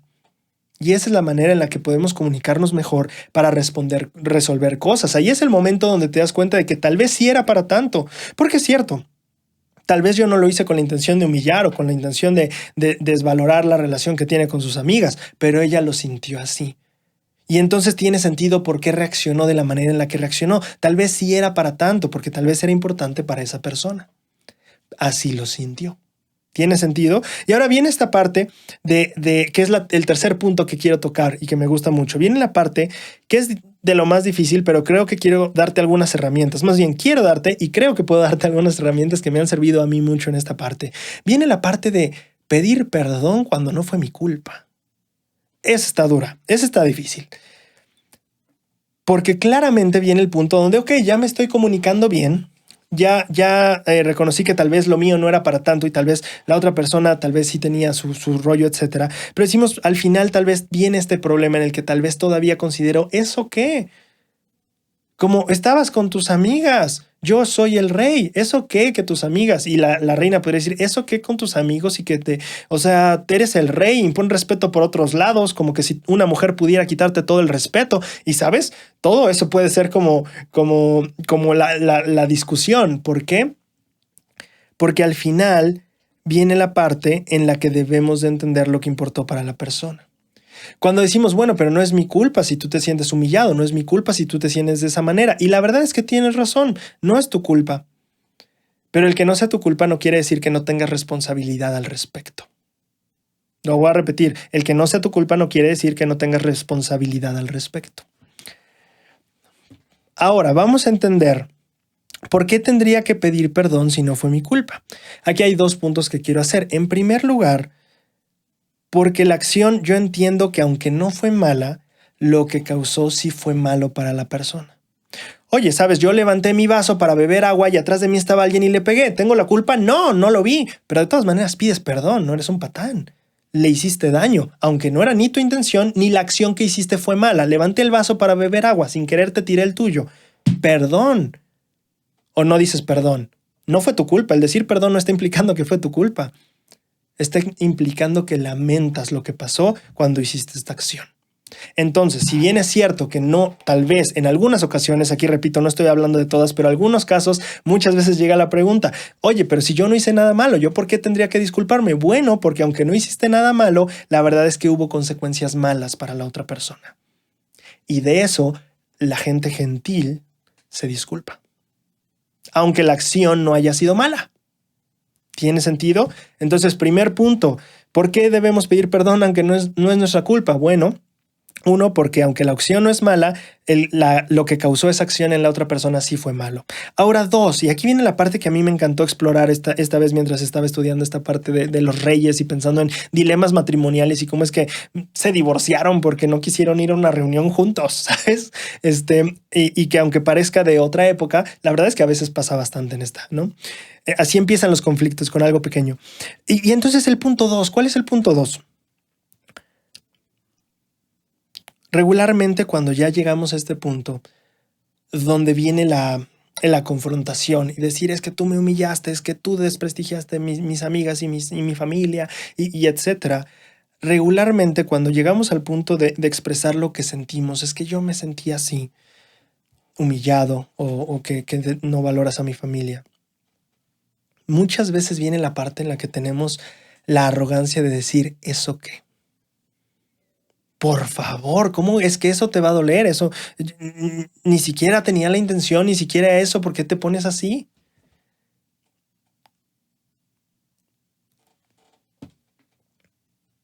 Y viene esta parte de entender que cuando hacemos eso, pisoteamos y le quitamos el valor y el respeto a la experiencia, a los sentimientos y a las emociones de la otra persona. Bueno, Braulio, pero esto que hice, ¿qué? O sea, eso no, si a mí me hicieran eso, eso no me dolería. Felicidades si a ti no te dolería, felicidades si tú no llorarías, pero te tengo noticias, no estamos hablando de ti, así que deja de hacerlo de ti en este momento, porque no estamos hablando de ti. Estamos hablando de la otra persona. Y si a ti no te dolió, felicidades, qué bueno, pero este momento estamos hablando de él o de ella. Y este es el segundo error que cometemos. Uno, no solo es cuestión de entender que, oye, nos disculpamos a pesar de que la acción no fue mala, pero lo que causó fue dolor. Y de eso se debe una disculpa. Y dos, regularmente cuando la persona viene a decirte que le dolió lo que hiciste, regularmente lo que hacemos en primer lugar es decir, ay, ¿eso qué? Si a mí me lo hubieran hecho no me hubiera dolido. Felicidades y a ti no. Pero te bajas de la sillita de la arrogancia y el egoísmo que estás y asumes que tú no eres todos ni todos son tú. Y que estamos aquí por la otra persona y no para saber qué me hubiera pasado o qué hubiera sentido yo. Deja de hacerlo sobre ti. Ahora, creo que una perspectiva religiosa al respecto ayuda mucho. A mí no me hubiera dolido. Yo no hubiera interpretado eso. De nuevo, felicidades. Pero ¿sabes qué? Qué bueno que sepas que tú no hubieras reaccionado así. Qué bueno que conozcas tu corazón. Tú no conoces el de la otra persona. No conoces su corazón, no a profundidad, no como Dios lo conoce. La persona que lo conoce realmente es Dios. Y el asumir que tú lo conoces y tú puedes determinar, es que no se sintió así, es que está exagerando. Mira, podrá ser que sí o podrá ser que no, pero al final su corazón es diferente al tuyo. Y lo que no debemos asumir es que lo conocemos, porque la única persona que lo conoce o los únicos seres que lo conocen están allá arriba. Y nosotros no deberíamos suponer que podemos usurpar su trono en ese sentido. No conocemos lo que sintió la otra persona. Y no debemos pretender que solo porque a nosotros no nos hubiera dolido, ese es un argumento válido. No, no se habla aquí de ti, se habla de lo que él o ella sintió. Ahora, ¿qué es lo importante entonces entender de este punto? Que aunque lo que hayas hecho no haya sido nada malo, aunque no haya sido una mala acción, al final, la buena acción tal vez causó malos sentimientos y malas consecuencias para la otra persona. 2, muy probablemente cuando esa persona te externó sus sentimientos, tú los desvaloraste y los pisoteaste diciendo eso que yo no me hubiera sentido así. Ya son 2 cosas de las que tienes que pedir perdón por eso. 1, por de todas maneras lastimar, y 2, por querer decir que el lastimar no era para tanto, que ni importa eso porque a mí no me hubiera sentido, yo no me hubiera sentido así. 3, muy probablemente esa discusión ni siquiera estuviera ocurriendo si tuvieran mejor comunicación, y te informo que es parte de tu responsabilidad que eso suceda. Así que de esas 3 cosas por lo menos sí eres culpable en ese sentido. Y nosotros venimos diciendo, yo no soy culpable de esta, y mira, ya encontramos 3 cosas de las que sí somos responsables y hasta culpables en cierto sentido. ¿Por qué pedir perdón cuando la acción o el asunto no fue mi culpa? Porque aunque no era tu intención ni la acción fue mala, los resultados sí fueron, y un caballero y cualquier persona con pues decencia civil pide perdón. Dice lo siento. Si pisoteamos los sentimientos de alguien cuando nos expresó cómo se sintió, también debemos una disculpa por eso. Y si tal vez en el proceso debimos haber tenido mejor comunicación y eso es parte de nuestra responsabilidad, pues también debemos una disculpa por ese lado. Ahora, llegando al punto final, el punto número 4. Ya en este punto de esta plática o de entendernos más profundamente como personas, llega el punto donde ya la discusión pasa a ser una propuesta de resolución. Y entonces vienen acuerdos, vienen cosas entre las personas que ya se calme el asunto. Aquí, antes de pasar a este último punto, solo quiero recordar y nuevamente decir lo que dije al principio.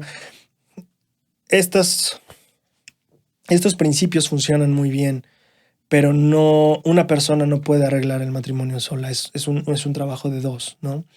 Entonces, 1. Y por otro lado, también es importante darnos cuenta que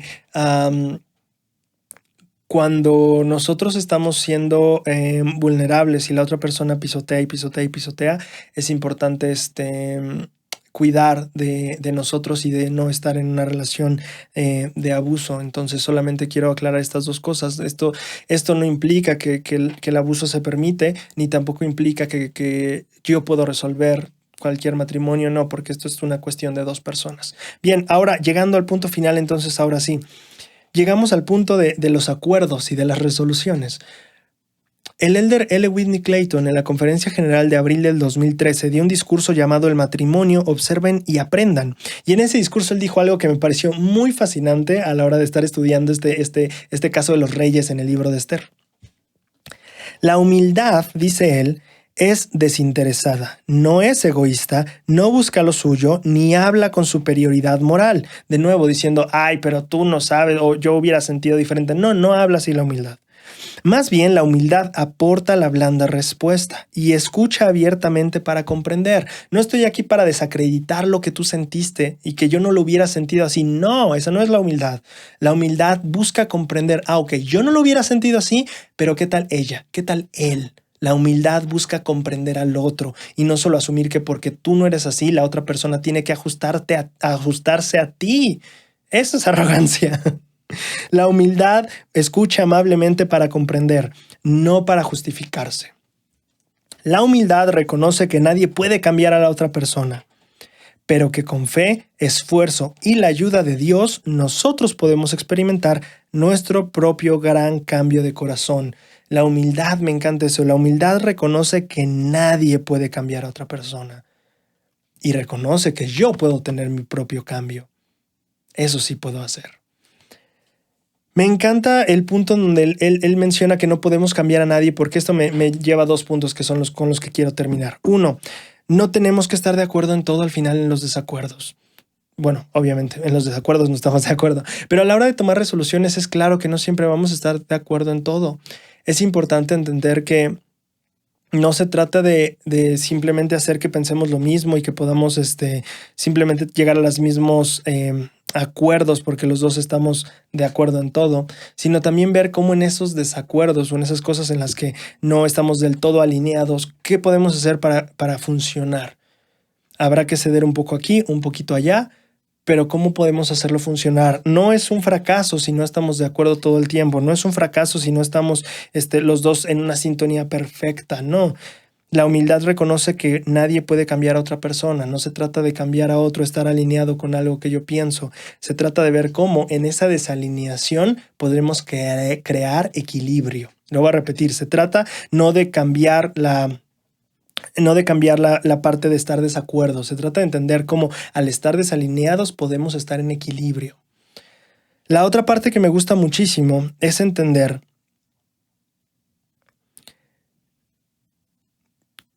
que nuestra responsabilidad en una relación no es de cambiar a la otra persona, que la paciencia en el proceso es muy importante. Y la paciencia no solo esperando a que cambie, sino más bien entender que es parte de la persona. Si nosotros pensamos en el plan, la paciencia en el plan de Dios no solo implica que nosotros pues esperamos a que acabe, sino también la paciencia implica que entendemos que esta parte dolorosa es parte del plan en sí.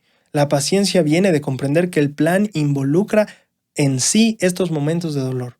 Entonces, cuando nosotros vemos una relación o estamos en una relación con otra persona, ya sea amorosa o cualquier tipo de relación también familiar, nosotros tenemos que darnos cuenta que la humildad acepta que no estoy aquí para cambiar a la otra persona. La humildad me permite ver que así como Dios me da este amor profundo que tiene por mí, con y sin las cosas que tengo y no tengo, ¿cómo puedo yo desarrollar un amor parecido al de Él? Recordando, no acabando en relaciones abusivas y teniendo como muy clara esa parte.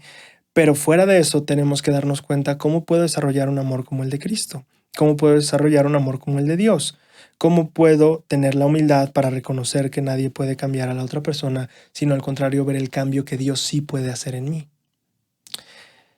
Si nosotros incorporamos estos principios del discipulado a nuestras relaciones personales, entonces veremos cómo una relación crece en amor, en comprensión, en comunicación, aún hasta el día perfecto.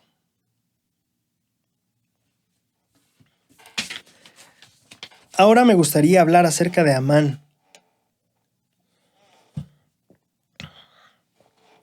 En el libro de Esther tenemos este personaje llamado Amán, que es como el villano de la historia, es el que consigue que el rey acepte que se destruya a todos los judíos. Y entonces resulta que Esther, para solucionarlo, hace un banquete para el rey y para Amán, donde les dice que al día siguiente va a haber otro banquete para que les diga realmente cuál es el asunto. Pero en este primer banquete, el rey está con Amán y Amán recientemente había tenido un ascenso, como en las posiciones en el imperio.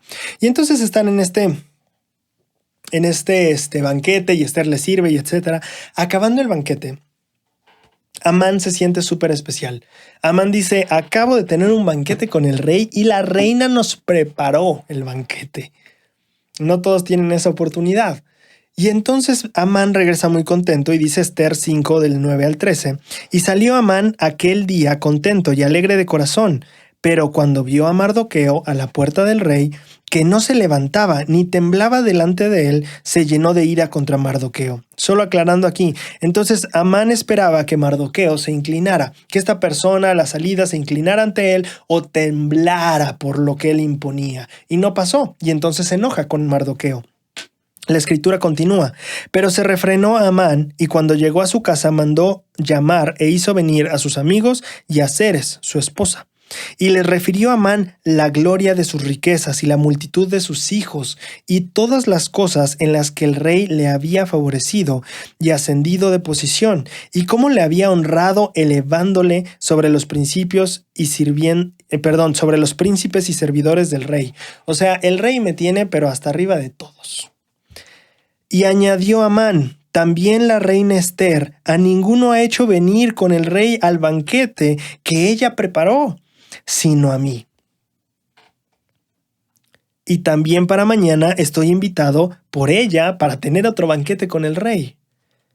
Pero todo esto de nada me sirve cada vez que veo al judío Mardoqueo sentado a la puerta del rey.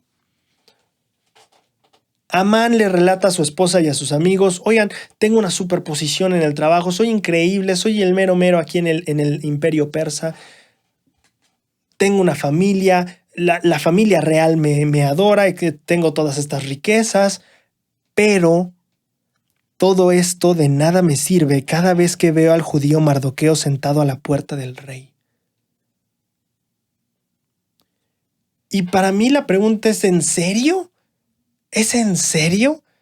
Con la posición que tienes, la familia que tienes, las riquezas que tienes, el desarrollo en tu carrera que tienes. ¿Es en serio? ¿Nada sirve? ¿Nada sirve? Cada vez que ves al judío Mardoqueo sentado en la puerta, perdona, Amán, pero si algo no sirve es tu perspectiva. Y lamentablemente muchas veces tú y yo tenemos una perspectiva parecida. En ocasiones, nosotros tratamos de apoyarnos en aquello que tenemos para sentirnos mejor. Así lo estaba haciendo Amán. Aquí van las trampas que Amán se estaba poniendo a sí mismo. Amán estaba presumiendo a sus amigos, miren, no, esto es lo que tengo, etc. El problema es que si solo te sientes seguro por esas cosas, entonces, ¿qué hay dentro de ti?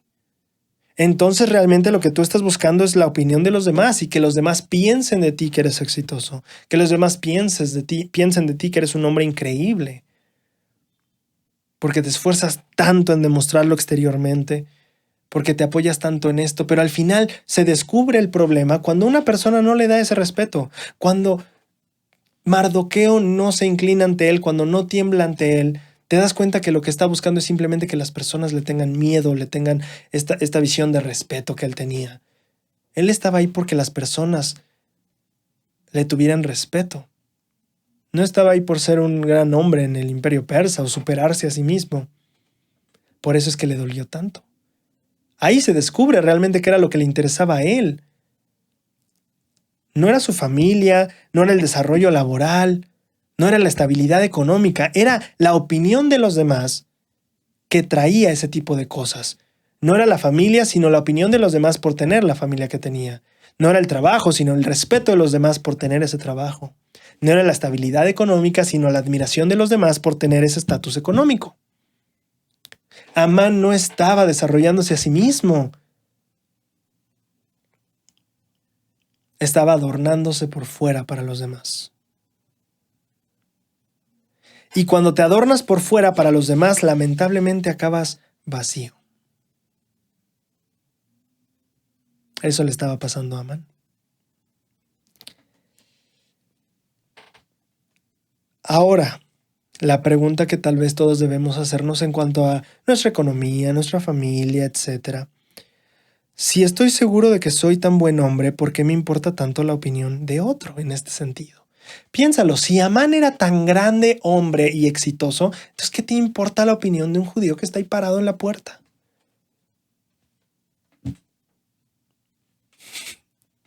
Si realmente eres el gran hombre que dices o que crees que eres, ¿por qué te importa tanto que alguien no lo piense?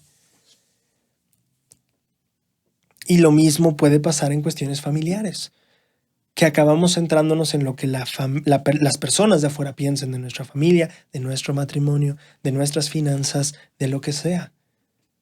La pregunta es cómo te sientes tú respecto de ello. Las opiniones déjalas afuera, las de otras personas déjalas afuera. Van a vaciarte por dentro si tú no aprendes a poner el límite y no prestarles atención. Es bueno si la gente te admira, que has crecido mucho en este aspecto, qué bonita familia tienes, qué padre y qué bueno. Pero si al final te llena más la opinión de otras personas que lo que tú mismo experimentas y vives en tu economía, en tu desarrollo como secular, en tu desarrollo espiritual, en tu familia, entonces hay un problema porque estamos quedándonos huecos por dentro. Nos acabamos llenando solo de lo que la gente piensa. Y ese fue el error de Mardoqueo. Porque si te pones a pensar qué causó su caída, bueno, él acabó muriendo en la horca que él había preparado para Mardoqueo. Dije Mardoqueo hace rato. ¿Cómo cayó Amán? Amán cayó o acabó muriendo en la horca que preparó para Mardoqueo. Y él no hubiera preparado esa horca si no le hubiera importado lo que Mardoqueo pensaba de él. Acabó poniéndose la soga o preparando la soga que ataría su propio cuello al centrarse tanto en la opinión de otra persona. Ahora tú me dirías, bueno, Braulio, pero si nos vamos más atrás, bueno, Mardoqueo tenía conflictos más grandes. A pesar de que ahí no se hubiera sentido intimidado, se hubiera enojado por Mardoqueo, él de todas maneras ya había sentenciado a todos los judíos a morir. Y entonces eso lo hubiera alcanzado tarde o temprano porque Esther hubiera hablado con el rey y entonces Amán hubiera acabado muerto por lo que hizo con los judíos. Y no por sentirse celoso de que Amán o sentir Amán no piensa bien de mí. Y cuando salió del festín, Amán le arruinó todo. Y entonces te pones a pensar y dices, sí, pero no. Porque si lo ves otra vez con ese enfoque del pasado, ¿qué trajo a Amán en primer lugar a odiar a los judíos? Mardoqueo. Y que Mardoqueo no lo respetaba. Amán es el clásico ejemplo, o es el ejemplo perfecto tal vez en las escrituras, de cómo te arruinas a ti mismo cuando te centras tanto en lo que las personas opinan de ti. Primer Nefi 11:32 dice algo que me encanta. Aconteció que me habló otra vez el ángel diciendo, mira, y yo miré, y vi al Cordero de Dios, y que el pueblo lo apresó. Sí, y vi que el Hijo de Dios, del sempiterno Dios, fue juzgado por el mundo, y yo vi y doy testimonio. Me encanta esta idea. Cristo fue juzgado por el mundo.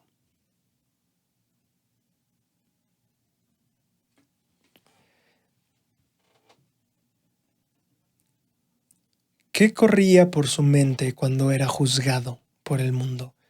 ¿Qué corría por su mente cuando la gente opinaba cosas de él? Creo que el aprender sobre cómo Cristo navegó o caminó esta parte de su vida de ser juzgado por otros, nos ayudará a nosotros a navegar nuestros propios juicios, los juicios que las personas tengan sobre nosotros. ¿Qué hubiera pasado si Cristo hubiera cedido ante el juicio de las personas, aquellas que decían que no era un hijo de Dios? Entonces vemos que no podemos dejar que las opiniones de otros nos pesen tanto. Claro que hay que ser humildes para reconocer cuando alguien nos está diciendo, oye, haces mal esto, por supuesto.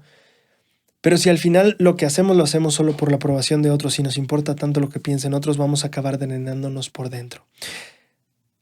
Tú y yo vamos a ser juzgados 1001 veces. ¿Por qué? Por el simple hecho de que Cristo lo fue también. Cristo fue juzgado por el mundo. Tú lo vas a hacer, yo lo voy a hacer también. Lo que debemos aprender es que el juicio que otras personas tengan sobre nosotros jamás debe pesar tanto como lo que nosotros pensamos y sabemos de nosotros mismos. Debes aprender a llegar al punto, como creo yo y sé que Cristo llegó y sabía eso, el punto en el que los juicios de otras personas no pueden nunca pesar tanto como lo que tú piensas y tú sabes de ti mismo.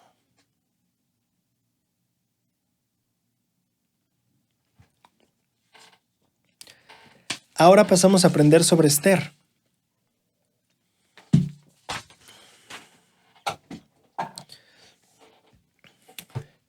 Cuando en el libro de Esther ya se dio la sentencia para las personas del pueblo judío, Mardoqueo le dice a Esther, oye, tú eres la esposa del rey, tú ve y habla con él. Y Esther le dice, es que no puedo. Bueno, es que entiende, o sea, cuando entras sin cita, cuando entras sin cita, no solo te regañan como en la modernidad, ahí mueres. Y Esther le dice, yo no tengo cita para ver al rey en 30 días. Y entonces Mardoqueo le dice, bueno, pues haz lo que tú quieras, pero no creas que tú te vas a salvar porque eres judía también, no porque eres reina te vas a salvar. Y dos, si no nos ayudas, de todas maneras nosotros vamos a encontrar la manera. Pero ¿qué tal? Le dice Mardoqueo, ¿qué tal si tú estás ahí para esto? ¿Qué tal si tú eres, siendo judía, eres la esposa del rey, la reina, justo por esto, para evitar esto? En Esther 4, 15, 16 se registra la respuesta de Esther. Y Esther le dijo a Mardoqueo, ve y reúne a todos los judíos que se hallan en Susa, la capital persa, y ayunad por mí y no comáis ni bebáis en 3 días, ni de noche ni de día. Yo también ayunaré con mis doncellas igualmente, y así entraré a ver al rey, aunque no sea conforme a la ley, y si perezco, que perezca. Ahora que estudié esta escritura, encontré 3 lecciones que me parecieron muy interesantes de aprender. La primera tiene que ver con confiar en Dios, y esta es tal vez la que más estamos familiarizados con ella en esta cuestión de la historia de Esther, ¿no? Es esta parte de que, hey, la rectitud tiene consecuencias, o la rectitud tiene un precio, mejor dicho. Una vez estábamos en una actividad HAS y era sobre autosuficiencia y había una sesión de preguntas y respuestas y uno de los miembros de este barrio o estaca pidió hablar, quería hacer una pregunta. Y él dijo, ¿cómo puedo hacer en mi trabajo para crecer?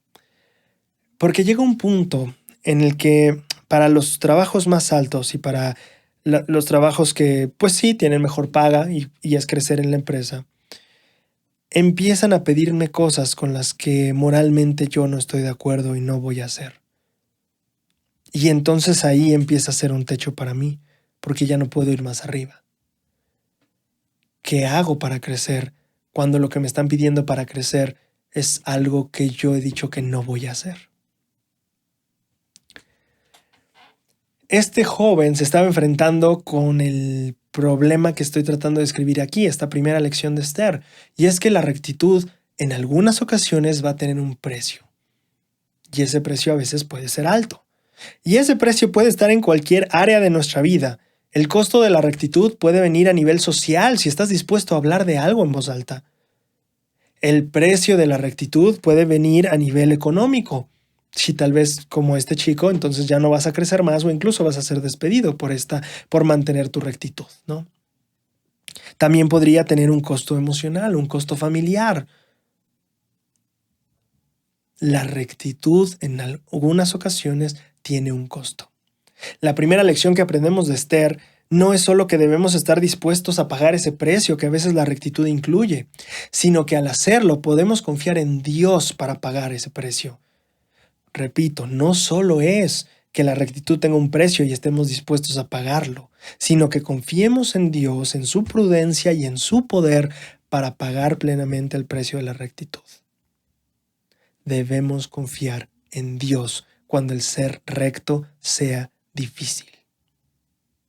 Es la primera lección. La segunda lección, porque esta creo que es la que más comúnmente conocemos de Esther, ¿no? Bueno, la rectitud, hay que ser rectos aunque haya consecuencias difíciles. Bueno, ahí te va una segunda lección que a mí me parece fascinante. Y es la lección sobre aprender a fallar. Quiero que recuerdes un poquito cómo estábamos en los términos de la historia. Esther estaba entrando a ver al rey porque tenía que salvar al pueblo judío. Si fallaba, su vida y la vida de todo el pueblo judío estaba perdida. Una de las canciones que más me gusta en la vida dice lo siguiente y que me encanta y que creo que todos debemos aprender. Voy a parar y detenerme de exigir todo lo que me estoy pidiendo. Y voy a aprender a aceptar todo lo que no estoy consiguiendo. Dejar de pedirme o dejar de exigirme todo lo que me pido y aprender a aceptar lo que no consigo. Cuando venimos en esta parte de la historia tenemos que entender que Esther se estaba enfrentando frente a frente al fracaso. Y nosotros tenemos que aprender a lidiar con el fracaso. Tenemos que aprender o dejar de exigirnos todas las cosas que nos pedimos porque a veces exageramos. Y también debemos de aprender a aceptar las cosas que no logramos porque hay veces que simplemente no las vamos a lograr. Y esto no quiere decir o no te estoy pidiendo que dejes de tener fe. Lo que te estoy diciendo es que tengamos una visión también realista de las cosas. ¿A qué me refiero con esto? Si nosotros leemos el primer libro de Abraham 11, en el capítulo 11, nosotros encontramos lo siguiente escrito. En cierta ocasión, este sacerdote que iba a sacrificar a Abraham había sacrificado a 3 vírgenes, hijas. Sacrificaron a estas vírgenes por motivo de su virtud. No quisieron postrarse para adorar a dioses de madera ni de piedra. Por consiguiente, les quitaron la vida sobre el altar. Tú y yo conocemos la historia de Abraham. Sabemos que fue librado por el ángel. Sabemos que fue el milagro de se mantuvo fiel y siguió adelante y entonces el milagro se dio. Y estoy totalmente de acuerdo. Pero por ese un Abraham, había otras 3 mujeres que se mantuvieron fieles como Abraham y que no vino un ángel a salvarlas. Lo mismo ocurre en el tercer libro de Nefi. Nosotros leemos de ese momento tan épico en el que la gente ha decidido vamos a quitarle la vida a todos los que creen en que Cristo va a venir. Y justo una noche antes, justo en ese momento, el Señor dice, tranquilo, mañana va a haber esta señal. Y entonces sucede y el milagro ocurre y la gente se salva. Pero olvidamos que unos pasos adelante, en el capítulo 10 de tercer Nefi, versículo 15, dice, muchos han testificado de estas cosas a la venida de Cristo y los mataron porque testificaron de estas cosas. Es cierto, tercer Nefi narra el relato de un pueblo que fue salvado, pero también narra sobre profetas y discípulos que no fueron librados de la muerte. Lo mismo ocurre cuando leemos de Alma y Amulek. Nos quedamos con esta idea de, oye, Alma y Amulek fueron liberados de la prisión y de la cárcel y fue milagroso. Claro, pero olvidamos a veces que antes de eso, por ese Alma y Amulek que estaban saliendo de la cárcel, había otros decenas y cientos de discípulos que habían sido quemados. Y que no se cayeron la hoguera ni se destruyó a los sacerdotes en ese momento. No estoy diciendo que debamos de tener fe en que las cosas puedan darse, estoy diciendo que debemos aprender que en muchas ocasiones las cosas no se van a dar y que debemos aprender a fallar. Debemos de dejar de exigirnos todo lo que nos pedimos de manera imprudente y debemos de aprender a aceptar que hay cosas que no vamos a conseguir. Repito, la idea no es que dejes de tener fe y la idea tampoco es que dejemos de trabajar. Nosotros debemos de seguir luchando y esforzándonos por lo que necesitamos. Pero este es justamente el ejemplo que Esther nos da. Nota cómo Esther no solo estaba dispuesta a tener las consecuencias de su rectitud, estaba dispuesta a afrontar el fallar, incluso cuando actuaba con rectitud. Voy a ayunar, voy a orar, voy a hacer lo que se necesite, voy a trabajar. Pero si perezco, entonces que perezca. Si fallo, entonces que falle. Si después de este esfuerzo espiritual y este trabajo fallo, entonces venga. Y cuando lo aplicamos a nuestra vida moderna, cobra ese peso y nos damos cuenta y dimensionamos el valor que se requiere el tener esa postura y estar dispuestos a fallar a pesar de nuestros esfuerzos rectos.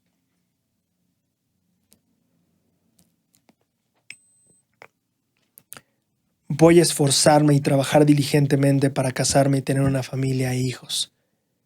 Pero si resulta que en 10, 20 y 30 años no sucede, venga, lo acepto. Voy a trabajar fuerte para que este matrimonio no se arruine. Voy a dar todo de mí. Pero si no sucede que se arregla, entonces venga, lo acepto.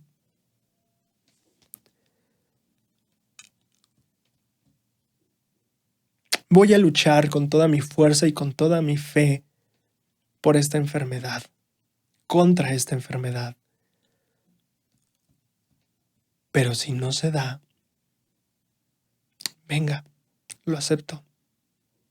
Voy a esforzarme todos los días de mi vida para hacer que mi pareja, mi esposo, mi esposa, mis hijos, la gente que quiero, se mantenga cerca de Cristo.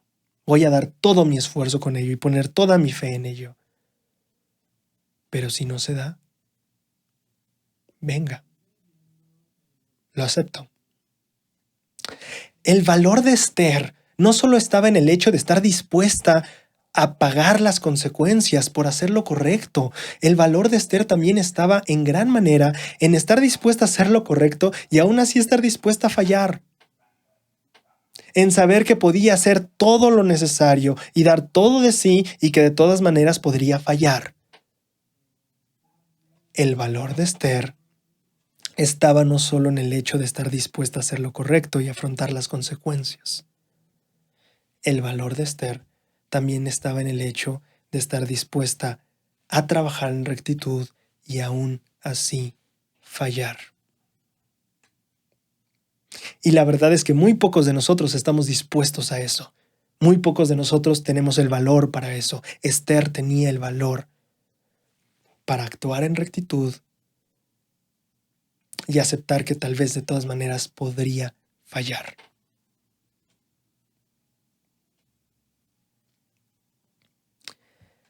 Ahora, esto es difícil de entender, pero tal vez incluso todavía más difícil de aplicar. ¿Cómo podemos tener el valor que Esther tenía? ¿Cómo podemos mantenernos con esta diligencia y fe, pero también al mismo tiempo aceptar que también podemos fallar y que estamos dispuestos a aceptar esa derrota?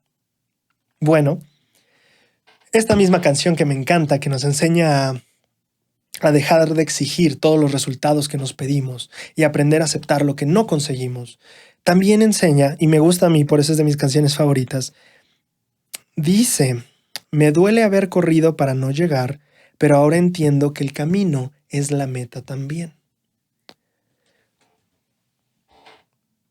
En la Conferencia General de octubre de 2021, que voy a seguir citando aunque ya he usado esta cita varias veces, el elder Eric W. Kopisch, que dio un discurso llamado Tratar sobre la salud mental, donde nos enseña parte de la respuesta de este dilema. Hablando él a los padres, dice: tenemos que cuidar de nuestros hijos ayudándolos a aprender a estar satisfechos con sus esfuerzos sinceros. ¿Qué enseña el elder Kopisch? ¿Que enséñale a dar resultados a tu hijo? No, dice, debemos de cuidar a nuestros hijos. ¿Cómo cuidas tú a tu hijo? Bueno, en primer lugar le tienes que ayudar a aprender a estar satisfecho con sus esfuerzos sinceros. No proteges a tu hijo cuando lo haces un robot que cumple todos los resultados que nos gustaría. No. Proteges a tu hijo cuando le enseñas a sentirse satisfecho con sus esfuerzos sinceros. ¿Cómo podemos lograr este valor que Esther tenía para actuar en rectitud y aún así estar dispuesto a enfrentar que fallaríamos? Lo hacemos al centrarnos y a volver de los esfuerzos nuestro objetivo. Cuando nosotros dejamos de exigirnos ciertos resultados, cosas sobre las cuales no tenemos control, y aprendemos a aceptar que simplemente va a haber cosas que no vamos a conseguir, y no porque no querramos tener fe, sino porque entendemos que parte del plan es afrontar esa adversidad. Cuando nosotros llegamos a ese punto, debemos de ver, o para llegar también a ese punto, debemos de hacer este cambio en el chip interno de nosotros y decir, bueno, el objetivo es el esfuerzo sincero. Y cuando nosotros dejamos de exigirnos esos resultados que nosotros no podemos controlar y nos centramos más en los esfuerzos sinceros que sí podemos dar, entonces algo cambia aquí adentro. Cuando como misionero entiendes que el Señor no te mandó a bautizar a 100 personas en 2 años, sino más bien te pidió ir a la misión y ser un misionero dedicado, entonces algo cambia aquí. Cuando soy el obispo de un barrio y entiendo que el Señor no me llamó a reactivar y duplicar la asistencia o más bien no me llamó a dividir el barrio, entiendo más bien que el Señor me llamó para velar por la gente, por amarlos y por ser su representante y tratarlos como Él los trataría. Algo cambia aquí. Cuando como madre o padre entendemos que el Señor no dijo enviarás a todos tus hijos a la misión o nos dijo te asegurarás que todos estén en el camino o que ninguno deje la iglesia. Cuando entendemos que el Señor no pidió eso, pero sí nos pidió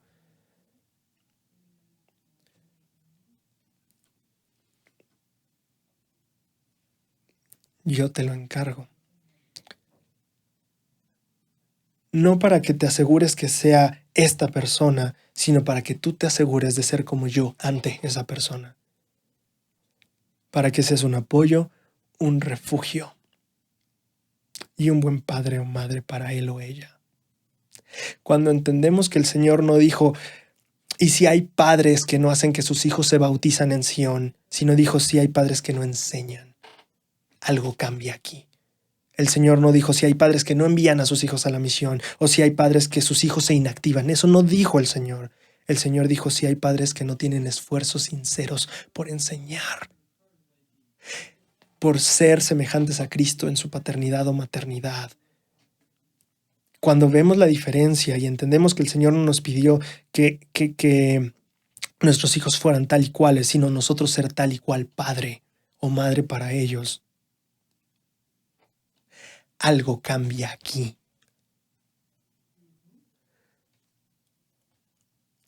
Y de repente uno puede sentir la paz,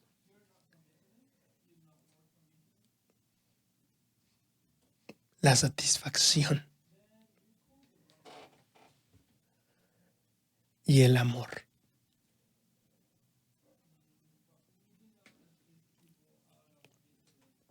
Esther nos enseñó a confiar en el Señor, aún en el precio de la rectitud. Esther nos enseñó a hacer lo recto, incluso si llegamos a fallar. Y Esther nos enseñó que debemos centrarnos también en nuestros esfuerzos. Si yo confío en el Señor, en mi rectitud, si yo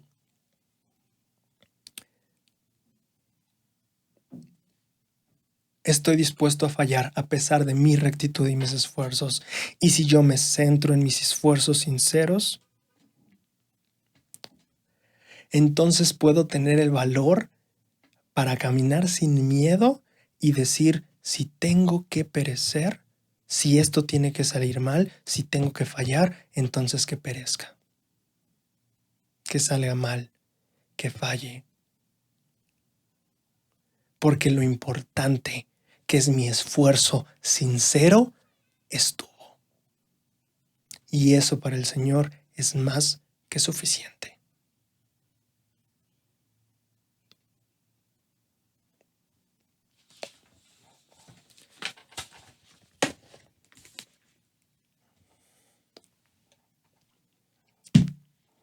Llegamos a mi versículo de poder, que iba a ser ese, pero me gustó mucho por lo que estudié y otras cosas que vi, me gustó un poquito más este. Muchas gracias por estar antes de terminar ahora que vimos esto de Esther, de estar dispuestos a fallar, estar dispuestos a aventarnos, o más bien a avanzar y avanzar con fe a pesar de que podamos fallar, aprendí mucho de eso también en este discurso que te mencioné del Elder Ochoa. De verdad que hablamos mucho sobre Pedro y salir de la barca para caminar sobre el mar. Y eso me ayudó mucho a aprender también de Esther ahorita y decir, es cierto, tienes que salir de la barca a pesar de que el mar se ve así. Tienes que estar dispuesto a que tal vez podrías hundirte de vez en cuando. Estamos dispuestos a fallar. Entonces, es un video que me gustó mucho y estás más que invitado a verlo. Mi versículo de poder.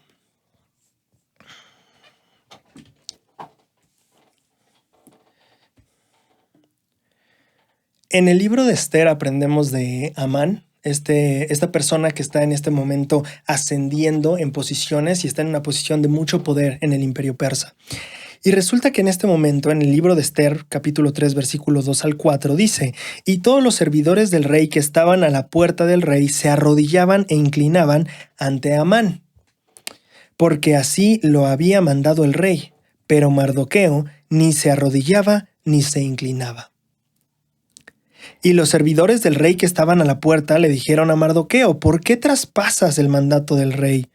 Y aconteció que cuando le hablaban cada día de la semana, y él no los escuchaba, lo denunciaron a Amán para ver si las palabras de Mardoqueo se mantenían, porque él ya les había declarado que era judío.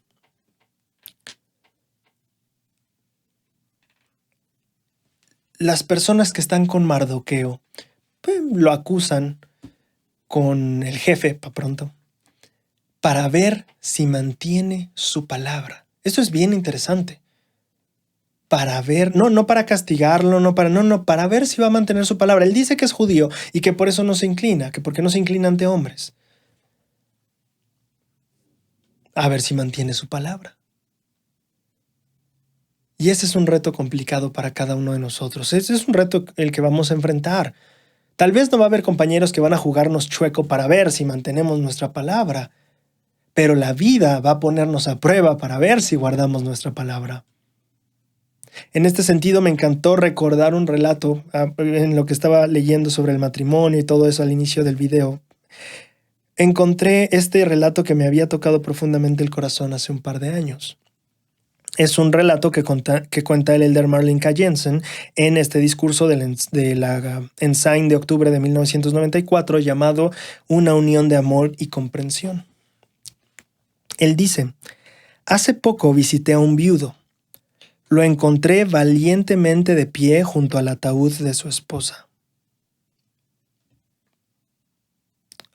rodeado de varios hijos guapos y robustos. Este hombre y su señora habían estado casados por 50 años, de los cuales los últimos 6 fueron marcados por la mortal enfermedad renal que ella sufrió. Él se encargó de darle atención las 24 horas, cuidado que ella necesitaba y que él brindó hasta que su propia salud se perjudicó. Le expresé la admiración que sentía por él, por el gran amor y cuidado que había dado a su esposa.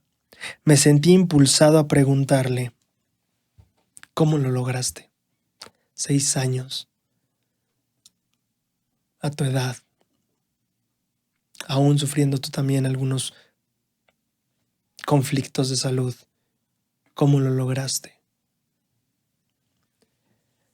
Me contestó que le resultó fácil al recordar que 50 años atrás él se había puesto de rodillas junto al altar del templo para contraer un convenio con el Señor y con su novia. Quería cumplir con el convenio, me dijo.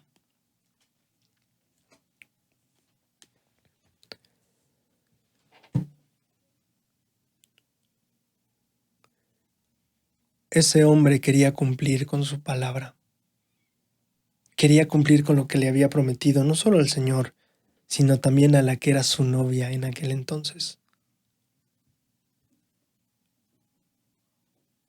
Se lo prometió y entonces estaba dispuesto a hacer todo lo que estuviera en sus manos y en sus posibles esfuerzos sinceros para lograrlo. Al final la hermana murió. Al final todos moriremos. Al final todos y cada uno de nosotros tendremos cosas en las que se irán las cosas de nuestras manos y de que podamos arreglarlas. Pero lo que permanece es el esfuerzo constante de nuestro corazón. El esfuerzo de este hermano por cumplir su convenio, la palabra que le había dado a su pareja. El esfuerzo de Mardoqueo de mantener su palabra en cuanto a su nacionalidad y su origen. Soy judío. Y esto me hace pensar en alguien que también mantuvo su palabra a pesar de que fue difícil. Y estando en un jardín dijo: Señor, si es posible, pasa de mí esta copa. Si no tuviera que cumplir esta parte, sería genial. Pero hágase tu voluntad. Dije que iba a pegarme a tu palabra y eso pienso hacer. Cumpliré mi palabra. Hágase tu voluntad. Cuando nosotros estamos realmente comprometidos con algo, entonces podemos como Mardoqueo, mirar de frente a Amán y no temblar. Podemos como Esther caminar, tal vez con algo de miedo pero si no hubiera miedo tampoco podría haber valor. ¿Qué valor se necesita si no te da miedo? Cuando Esther avanzó, mostró su compromiso. Cuando nosotros estamos comprometidos, podemos como Mardoqueo mirar de frente a Amán sin temblar, podemos igual que Esther caminar con valor hacia el Rey. Y podemos, como el Salvador, decir: hágase tu voluntad. Que desarrollemos nosotros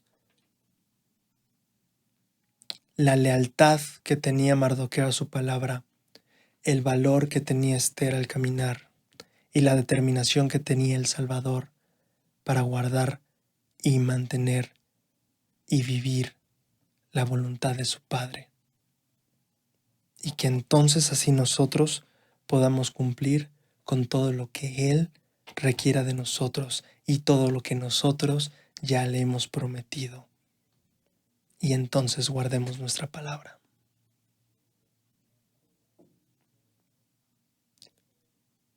Porque estamos aquí con esta posibilidad, con este plan, con esta expiación, debido a que Él guardó su palabra. Que seamos como Mardoqueo, como Ester y como el Salvador, y guardemos la nuestra. Muchas gracias y nos vemos la siguiente semana.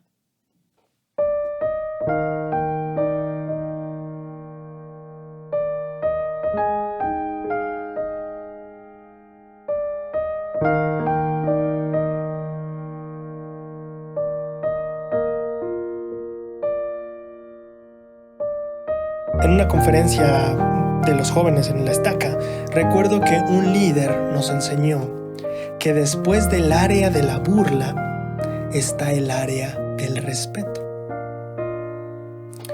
Ahora, ¿qué es lo que pasa o por qué el área del respeto está después del área de la burla? Porque realmente si cedes a las burlas, jamás tendrás el respeto.